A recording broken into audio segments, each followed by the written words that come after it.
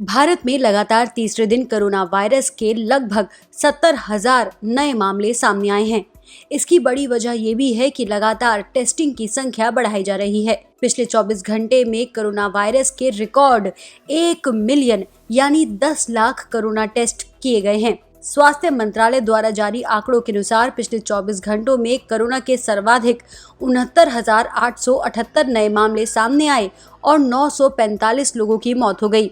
इस दौरान सर्वाधिक 10,23,836 सैंपल टेस्ट किए गए हैं। स्वास्थ्य मंत्रालय के अनुसार देश में अब तक कोरोना के 29,75,702 मामले सामने आए हैं और 55,794 लोगों की मौत हो गई है। 6,57,330 एक्टिव केस है। वहीं ठीक होने वाले लोगों का आंकड़ा 22,22,578 पहुंच चुका है।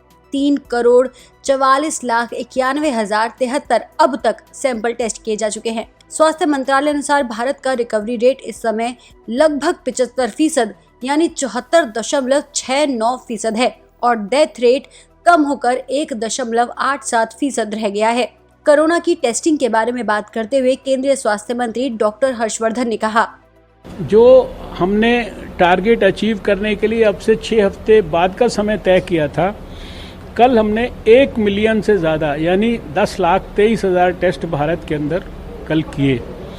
ये अपने आप में बहुत बड़ी उपलब्धि है।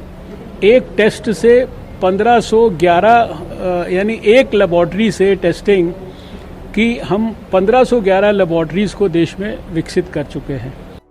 इसके साथ ही उन्होंने बताया कि साल के अंत तक या फिर साल 2021 की शुरुआत में कोरोना वायरस की वैक्सीन तैयार हो जाएगी।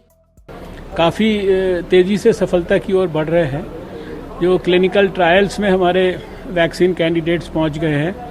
एक वैक्सीन कैंडिडेट जो है वो क्लिनिकल ट्रायल के 3rd फेज़ में पहुंच गया है और हमें, जैसा मैंने कहा, कि इस साल के अंदर ही हमें पूरा विश्वास है कि हमें सारे ट्रायल्स कंप्लीट होने के बाद एक इफेक्टिव वैक्सीन देश की और दुनिया की जनता को बचाने के लिए उपलब्ध होगी।